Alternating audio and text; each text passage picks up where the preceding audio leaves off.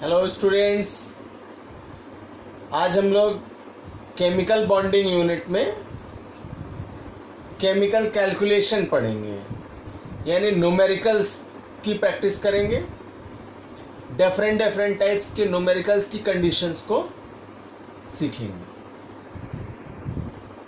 Now a question, an electronic configuration of element is 1s2, 2s2, 2p6, 3s2, 3p6 and 4s2. Then what its valency? एक तत्व का electronic विन्यास 1s2, 2s2, 2p6, 3s2, 3p6, 4s2 है। इसकी संयोजकता क्या होगी? तो स्टूडेंट्स, यहाँ वैलेंसी फाइंड आउट करने के लिए हमें वैलेंसी सेल फाइंड आउट करना है और उस वैलेंसी सेल में number of electrons find out करने हैं। तो आइए हम इसको सॉल्व करके देखते हैं।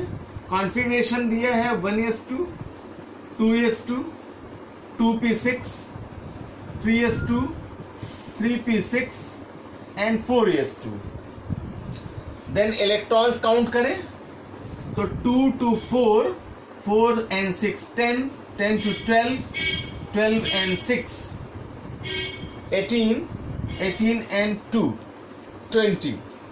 The total number of electrons equals to 20. अब आपने पढ़ा था एटॉमिक स्ट्रक्चर में केस कि number of E equals to number of P, अर्थात जो इलेक्ट्रॉनों की संख्या है वो प्रोटॉनों की संख्या के बराबर है और प्रोटॉनों की संख्या उसके परमाणु क्रमांक के बराबर है, अर्थात Z वैल्यू के बराबर है। तो यहाँ जब हम इन इलेक्ट्रॉन्स का कॉन्फ़िगरेशन करेंगे, 20 का कॉन्फ़िगरेशन करेंगे तो 20 कैल्शियम के लिए होता है। कॉन्फ़िगरेट करेंगे तो 2, 8 K, L एंड M में 8 इलेक्ट्रॉन्स एंड N में 2 इलेक्ट्रॉन्स जाएंगे। तो इस तरह से 8 to 10, 10 and 8 18, 18 and 2 20. Then octet rule say to you, जब अष्टक के आधे से कम होंगे तो वो डोनेट करेगा इलेक्ट्रॉन्स और अपना स्टेबिलिटी फाइंड आउट करेगा अंतिम उपकोष से 8 इलेक्ट्रॉनों को पूरा करके। तो यहाँ आउटर मोस्ट सेल N होगा जिसमें वैलेंसी इलेक्ट्रॉन्स का नंबर 2 है। ये दोनों इलेक्ट्रॉन्स डोनेट किए जाएंगे, डोनेट होंगे तो ये वाला सेल फिनिश हो जाएगा। देन लास्ट सेल में इसके ऑक्टेट 8 इलेक्ट्रॉन से पूरे हो जाएंगे। तो the number of donating electrons is represent their valency, अर्थात त्यागे गए इलेक्ट्रॉनों की संख्या ही उसकी संयोजकता होगी। तो यहाँ पर जो वैलेंसी होगी वो इजेक्ट 2 होगी और चूंकि डोनेट कर रहा है इसलिए +2 रिप्रेजेंट करेगा। Now next question, and neutral elements atom configuration is 2k, 8l, 5pm. Electrons are available. Find out its valency. एक तत्व के उदासीन परमाणु में 2k, 8l और 5m इलेक्ट्रॉन्स हैं। इसकी वैलेंसी फाइंड आउट कीजिए। ध्यान दें कि न्यूट्रल है एटम, तो अकॉर्डिंग टू कंडीशन K में 2 इलेक्ट्रॉन्स, L में 8 इलेक्ट्रॉन्स और M में 5 इलेक्ट्रॉन्स। तो ये 2 केस रिप्रेजेंट करेगा यहाँ अकॉर्डिंग टू देयर कॉन्फ़िगरेशन। कैसे? सबसे पहले तो वैलेंसी सेल देखा M है, इसमें वैलेंसी इलेक्ट्रॉन्स का नंबर 5 है, तो एक आंसर तो आपको मिला 5, यानी valency number of electron equals to 5। It represent the case of valency. अब ऑक्टेट रूल कंडीशन, जिसके पास अष्टक के आधे से अधिक इलेक्ट्रॉन्स हैं वह उतने इलेक्ट्रॉन एक्सेप्ट करेगा जितने से कि उसका ऑक्टेट कंप्लीट हो जाए। तो इसके पास 5 हैं, इसको 3 इलेक्ट्रॉन्स की रिक्वायरमेंट है। ये इलेक्ट्रॉन एक्सेप्ट करेगा और ऑक्टेट कंप्लीट करेगा। तो जो एक्सेप्टिंग इलेक्ट्रॉन्स हैं वे 3 होंगे, इसलिए इसकी एक वैलेंसी का वैल्यू 3 होगा। अर्थात ये बाइवेलेंट कंडीशन रिप्रेजेंट करता है, दो वैलेंसियां प्रदर्शित करता है, एक का वैल्यू 3 और दूसरे का value 5। Now next question, elements X is more than electropositive, strongest electropositive, and Y is strongest electronegative. Both elements are monovalent. Then after conjugation what compound is formed? अर्थात X प्रबल धन विद्युती और Y प्रबल ऋण विद्युती है और दोनों तत्व एक संयोजी मोनोवेलेंट है, तो उनके संयोजन से बना यौगिक क्या होगा? यहां पर हम रिप्रेजेंट करें X को सिंगल यूनिट पॉजिटिव से, कह रहा प्रबल धन विद्युती है। और क्यों सिंगल पॉजिटिव? आपका क्वेश्चन है, माइंड मेकअप कर सकते हैं कि सर +2 लगाते, +3 लगाते, कितना प्लस लगाते?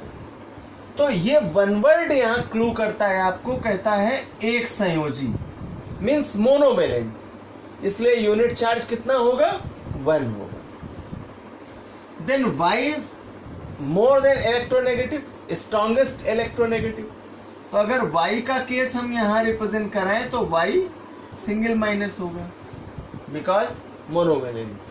तो कह रहा बोथ के संयोजन से बना यौगिक क्या है? अब हमने यहां चार्ज फोकस करे 1n1, तो मैंने फार्मूला फॉर्मेशन आपको सिखाया था कि जब इलेक्ट्रोवेलेंट केस मिले तो both charges valency is transferred 1/1। देन इसकी वैलेंसी इसको मिलेगी 1 और इसकी वैलेंसी इसको मिलेगी 1, दोनों के एटम्स 1-1 हुए। इनका कंजुगेशन करें, संयोजन कराएं तो X सिंगल बार और Y भी सिंगल टाइम, तो दोनों के मिलने से कौन सा यौगिक बनेगा? XY। फार्मूला क्या होगा कंपाउंड का? XY। और अकॉर्डिंग टू देयर चार्ज ये कैसा होगा? तो ये इलेक्ट्रोवेलेंट होगा। Now next question, 3 elements A, B and C के Z वैल्यूज 12, 11 एंड 17 हैं। A और C से बने कंपाउंड एंड B और C से बने कंपाउंड का इलेक्ट्रॉनिक फॉर्मूला फाइंड आउट कीजिए और ABC एलिमेंट्स की वैलेंसी बताइए। तो अकॉर्डिंग टू क्वेश्चन कई सारे सेगमेंट हैं, इनको 1 by 1 क्लियर करते हैं। सबसे पहले A के लिए Z वैल्यू है आपका 12, Z इक्वल्स टू 12, B के लिए है Z equals to 11 and C के लिए है Z इक्वल्स टू 17। कॉन्फ़िगरेशन करें इसका तो 12 के लिए कॉन्फ़िगरेशन आएगा K में 2, L में 8 और M में 2 इलेक्ट्रॉन्स। देन इसका कॉन्फ़िगरेट करेंगे KLM में 2, 8, 1 और इसका कॉन्फ़िगरेशन करेंगे C का तो 2, 8 और 7। अब बाह्यतम कोष के इलेक्ट्रॉनों की स्थिति है 2, 1 एंड 7। तो अकॉर्डिंग टू रिक्वायरमेंट यहां 2 इलेक्ट्रॉन हैं, डोनेट किए जाएंगे। तो जब 2 इलेक्ट्रॉन डोनेट करेगा तो इसकी वैलेंसी कितनी आ जाएगी? +2। यहां पर 1 इलेक्ट्रॉन है, according to octet rule electron donate करेगा, इसकी वैलेंसी आ जाएगी +1। यहां पर वैलेंसी इलेक्ट्रॉन 7 है, सिंगल इलेक्ट्रॉन रिक्वायर्ड है ऑक्टेट कंप्लीट करने के लिए, एक्सेप्ट करेगा तो इसकी वैलेंसी का वैल्यू आ जाएगा -1। तो यहां से तो हमें वैलेंसी का पता चला कि A की वैलेंसी +2, B की वैलेंसी +1 और C की वैलेंसी -1।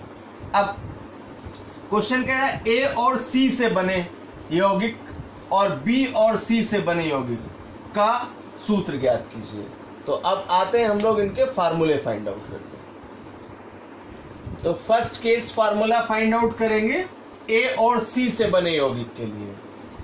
A के पास आउटर मोस्ट ऑर्बिटल में 2 इलेक्ट्रॉन्स हैं, जबकि C के पास आउटर मोस्ट ऑर्बिटल में 7 इलेक्ट्रॉन्स हैं। तो इनको ड्रॉ किया लुईस स्ट्रक्चर में 3, 4, 5, 6, 7।